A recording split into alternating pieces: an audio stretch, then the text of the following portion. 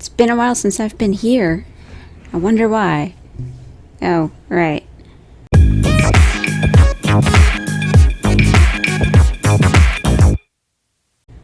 Hey, Orium here, and today I want to ramble about Pandora's Box.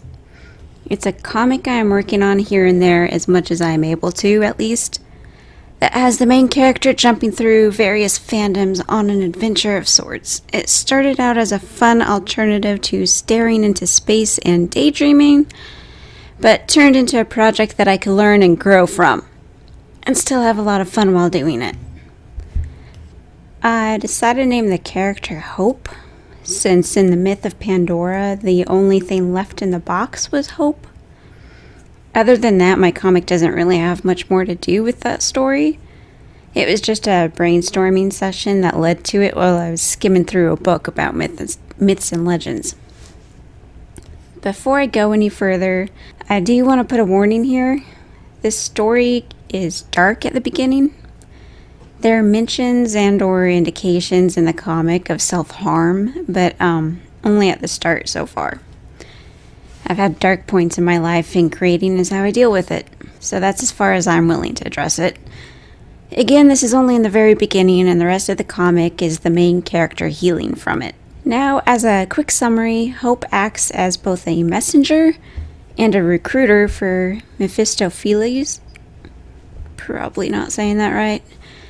A demon from the series Blue Exorcist, who runs Second Chance Academy, and the Second Chance Academy is in my comic. He actually is the headmaster of whatever school, a prestigious, rich, school, and the Blue Exorcist series. I don't remember the name. True Cross Academy in that series. That's it. Second Chance Academy is a special school meant to give those with extraordinary lives a chance at some downtime and stretching beyond their own limits, and for his own amusement, of course. After gifting her a special key that can open any door to any dimension, she journeys around the multiverse to recruit new students and faculty to the school. A lot of the plot is Hope battling through her own insecurities while trying to learn the ropes of her new job and not fangirl over every interaction with the people she used to read, watch, or even write about. She is a very shy and easily flustered type of character, like a Dondre, I think. They do say you catch more flies with honey than with vinegar. Her sweet side gains her, and consequently Mephisto, quite a few allies. Sorry for my voice. Apparently it's not doing well today. Including Sebastian Michaelis from Black Butler is one of the allies alongside his young master CL Phantom Hive. Sebastian is an old, and I mean old, friend of Mephisto's, so it took little to convince him to become a teacher at the school. The issue was CL, who, by the way, is now a full-blown demon in this universe after the whole fiasco with Alois Trancy and his demonic entourage. CL didn't want to have anything to do with another demon, but slowly came around to it after Hope and Mephisto were both guests at his manor for a couple of months, so they could convince him, or annoy him into it, more like. Other characters come in later, but the main staples are Hope, Mephisto, Sebastian, Bindi, and Goldie. Bindi from Bindi and the Ink Machine game, and Goldie from the Five Nights at Freddy's franchise. Those two last ones come in during the first 2 or 3 chapters of the comic, but they become a part of the main cast, just cause I happened to get in both of them at the same time when I started this whole thing. Anyway, a rival character comes in much later. Someone who I decided to call Auntie for right now. Just a placeholder name, but I'm turning out to really like it, so that might actually end up being their name. They are an enigma and work in the shadows. They seem to have a vendetta against Hope, and they aren't alone. But I won't go into further detail with Auntie and their gang of renegades, because I want them to have some air of mystery clinging to them.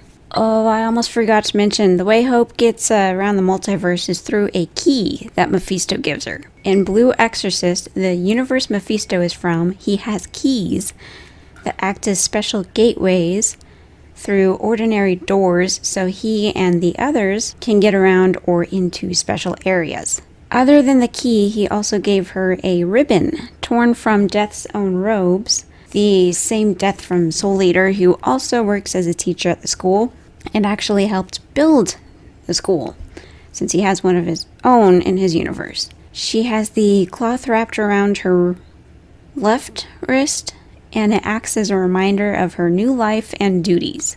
Mephisto gave this to her before she received the key, since he had to have some way to prevent her from harming herself further. It may even be infused with his magic so he can keep an eye on her without him being in the same world. She doesn't even take it off when she changes into her work uniform for Fine Grounds, a coffee shop near Second Chance Academy.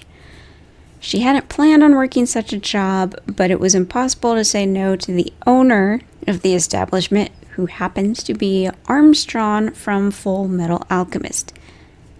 He is intimidating and friendly, so much so that she couldn't turn him down, especially when he's so insistent to have her expertise, since she used to work as a barista back in her world before her entire life was flipped upside down. When she isn't leaping through worlds to run errands and recruit for Mephisto, she is working at the coffee shop with Armstrong. Splinter, from the Teenage Mutant Ninja Turtle 2003 series, and Death are both frequent visitors for tea and coffee. CL Phantom Hive also visits the little shop, but only when Hope is working, since he claims she's the only one who knows how to brew tea close to Sebastian's level. Otherwise, he won't bother going in. The academy itself is set within a special space made and maintained by Mephisto, hence why Hope is needed to go out and recruit people. It enables otherworlders to remain safe. Anyway, that's basically the gist of Pandora's Box. On my DeviantArt account, you can check in the link below, or in the description below for the link. I do have 30 pages up, if you want to go and read that. If not, it's, whatever. I don't really care. It's up to you if you're interested or not. Anyway, I'll end the video here, and I'll see you in a few days, or next week, or whatever, or you'll hear me, I guess, and I'll not even realize you're watching this. Bye!